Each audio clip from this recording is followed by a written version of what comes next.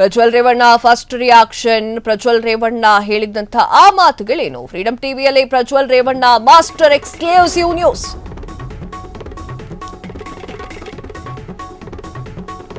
14 ತಿಂಗಳಿಂದ ಜೈಲಿನ ಕಂಬಿಯ ಹಿಂದೆ ಇರುವಂತಹ ಪ್ರಜ್ವಲ್ ರೇವಣ್ಣ. ಪ್ರಜ್ವಲ್ ಮೇಲೆ ಒಟ್ಟು 4 ಕೇಸ್ ದಾಖಲು. ಒಂದು ಕೇಸ್ನ ತೀರ್ಪು ಇಂದು ಹೊರಬೀಳುತ್ತೆ ಎನ್ನಲಾಗ್ತಾ ಇದೆ. ಆದರೆ ನ್ಯಾಯಾಲಯ ಆಗಸ್ಟ್ 1ಕ್ಕೆ ತೀರ್ಪನ್ನ ಮುಂದೂಡಿದೆ. ಕೋರ್ಟ್ ವಿಚಾರಣೆಯ ಬಳಿಕ ಜೈಲಿನತ್ತ ತೆರಳುತ್ತಾ ಇದ್ದಂತಹ ಪ್ರಜ್ವಲ್ ರೇವಣ್ಣ ಈ ವೇಳೆ ಒಂದೇ ಒಂದು ಸ್ಟೇಟ್ಮೆಂಟ್ ಕೊಟ್ಟು ಹೋಗಿದ್ದಾರೆ. 2024 ಏಪ್ರಿಲ್ 26 ಲೋಕಸಭಾ ಎಲೆಕ್ಷನ್ ನಲ್ಲಿ ವೋಟ್ ಮಾಡಿ ಹೊರಬಂದಂತಹ ಪ್ರಜ್ವಲ್ 1 ವರ್ಷದ ಬಳಿಕ ಮಾಧ್ಯಮಗಳ ಮುಂದೆ ಒಂದೇ ಒಂದು ಮಾತು ಹೇಳಿದ್ದಾರೆ, ಮಾತನಾಡ್ತೇನೆ ಆದರೆ ಈಗ ಮಾತನಾಡೋಕೆ ಆಗೋದಿಲ್ಲ ಅಂತ ಹೇಳಿರುವಂತಹ ಪ್ರಜ್ವಲ್. ಹಾಗಾದ್ರೆ ಎಲ್ಲದಕ್ಕೂ ಪ್ರಜ್ವಲ್ ಉತ್ತರವನ್ನ ಕೊಡ್ತಾರಾ? ಇದೇ ಉತ್ತರನ ಅನ್ನುವಂತಹ ಪ್ರಶ್ನೆ ಈಗ ಮೂಡುತ್ತೆ. ತನ್ನ ಮೇಲಿನ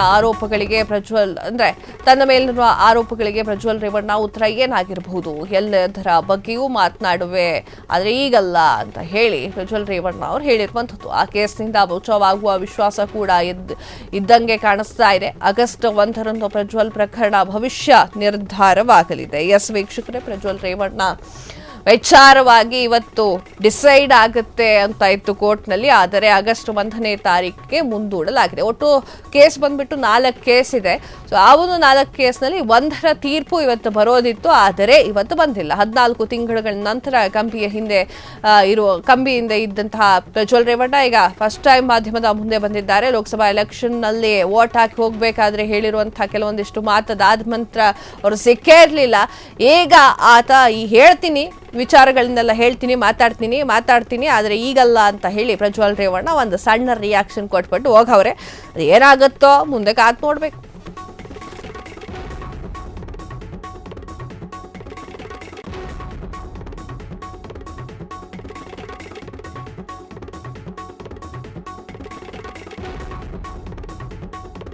ಎಸ್, ಕೋರ್ಟ್ ವಿಚಾರಣೆಯ ಬಳಿಕ ಒಂದು ರಿಯಾಕ್ಷನ್ ಅನ್ನ, ಒಂದು ಸಣ್ಣ ಸ್ಟೇಟ್ಮೆಂಟ್ ಅನ್ನ, ಮತ್ತೆ ಇನ್ನೇನ್ ಹೇಳ್ತಾರೆ ಪ್ರಜ್ವಲ್ ರೇವಣ್ಣ? ಸಣ್ಣ ಸ್ಟೇಟ್ಮೆಂಟ್ ಬಿಟ್ಬಿಟ್ಟು ಈಗ ಕೇಳ್ತಾರೆ, ಕ್ವಶನ್ ಕೇಳ್ತಾರೆ, ನಮ್ಮ ಮಾಧ್ಯಮದವ್ರು ಬಿಡೋದಿಲ್ಲ. ಏನ್ ವಿಚಾರ ಎತ್ತ ಅಂತ ಕೇಳ್ತಾರೆ. ಈಗ ಎಲ್ಲದನ್ನು ಬಿಡಿಸಿ ಹೇಳ್ತಾ ಕೂತ್ಕೊಳಕ್ ಆಗತ್ತಾ? ಅವ್ರು ಹೇಳ್ತಾರ, ಕಾಮನ್ ಸೆನ್ಸ್ ಅದು ಕೇಳಲ್ಲ ಅವರು. ಜಸ್ಟ್ ನಾ ಹೇಳ್ತೀನಿ, ಮಾತಾಡ್ತೀನಿ ಆದ್ರೆ ಈಗ ಮಾತನಾಡೋಕೆ ಆಗೋದಿಲ್ಲ ಅಂತ ಹೇಳಿ ಸಣ್ಣ ಒಂದು ರಿಯಾಕ್ಷನ್ ಕೊಟ್ಬಿಟ್ಟು ಹೋಗಿದ್ದಾರೆ. ಯಾವಾಗ ಲೋಕಸಭಾ ಎಲೆಕ್ಷನ್ ಇತ್ತಲ್ಲ ಆಗ ವೋಟ್ ಹಾಕ್ಬಿಟ್ಟು ಗೆಲ್ತೀನಿ ಅಂತ ಹೇಳ್ಬಿಟ್ಟು ಹೋದವರು ಅದಾದ ನಂತರ ಮಾಧ್ಯಮಗಳಿಗೆ ಮಾತೇ ಆಡಿರ್ಲಿಲ್ಲ. ಈಗ 14 ತಿಂಗಳುಗಳ ನಂತರ ಮತ್ತೆ ಮಾತನಾಡಿದ್ದಾರೆ. ಗೆಲ್ಲುವಂತಹ ಅಥವಾ ಕೋರ್ಟ್ನಿಂದ ಅಥವಾ ಜೈಲಿಂದ ಹೊರಗೆ ಬರುವಂತಹ ಎಲ್ಲಾ ಲಕ್ಷಣಗಳು ಕಂಡು ಬರ್ತಾ ಇದ್ರು ಕೂಡ, ಬಚಾವಾಗುವಂತಹ ಎಲ್ಲಾ ವಿಶ್ವಾಸಗಳು ಎದ್ದು ಕಂಡ್ರು ಕೂಡ ಬಚಾವಾಗೋದಷ್ಟು ಸುಲಭವಲ್ಲ. ಬಚಾವಾಗೋದು ಅಷ್ಟು ಸುಲಭದ ಮಾತೇ ಅಲ್ಲ. ಬಚಾವಾಗೋದು ಅಷ್ಟು ದೊಡ್ಡ ರಿಸ್ಕ್ ಆಗಿದೆ. ಬಚಾವ್ ಆಗ್ತಾರೆ ಅನ್ನೋದು ಡೌಟ್ ಇದೆ. ಎಲ್ಲದೂ ಕಾದ್ ನೋಡಬೇಕಾಗಿದೆ. ಆಗಸ್ಟ್ 1ಕ್ಕೆ ರಿಸಲ್ಟ್ನ ಮುಂದೂಡಲಾಗಿದೆ. ರಿಸಲ್ಟ್ ಅಂತಿದ್ದೀನಿ, ತೀರ್ಪನ್ನು ಮುಂದಿಡಲಾಗಿದೆ. ಸೊ ಈ ಒಂದು ಕಾರಣಕ್ಕೆ 1 ವರ್ಷದ ಬಳಿಕ ಮತ್ತೆ ಮಾತನಾಡಿ ಹೋಗಿದ್ದಾರೆ. ಏನಾಗುತ್ತೆ ಮುಂದೆ ರೇವಣ್ಣ ಕುಟುಂಬಕ್ಕೆ ಅದು ಏನಾಗುತ್ತೋ ಕಾದ್ ನೋಡಬೇಕಾಗಿದೆ. ಎಲ್ಲದಕ್ಕೂ ಕೂಡ ಆಗಸ್ಟ್ 1ರವರೆಗೆ ಟೈಮ್ ಇದೆ. ಆಗಸ್ಟ್ 1ನೇ ತಾರೀಕಿಗೆ ಪ್ರಕರಣದ ಭವಿಷ್ಯ ನಿರ್ಧಾರ ಆಗುತ್ತೆ. ರೇವಣ್ಣ ಕುಟುಂಬದ ಭವಿಷ್ಯವೂ ಕೂಡ ನಿರ್ಧಾರ ಆಗುತ್ತೆ. ಕ್ಷಣ ಕ್ಷಣದ ಸುದ್ದಿಗಳಿಗಾಗಿ ಫ್ರೀಡಂ ಟಿವಿ ಸಬ್ಸ್ಕ್ರೈಬ್ ಮಾಡಿ, ಲೈಕ್ ಮಾಡಿ ಹಾಗೂ ಫಾಲೋ ಮಾಡಿ. ಹೊಸ ಸುದ್ದಿಗಳ ನೋಟಿಫಿಕೇಶನ್ಗಾಗಿ ಬೆಲ್ ಐಕಾನ್ ಮೇಲೆ ಕ್ಲಿಕ್ ಮಾಡಿ.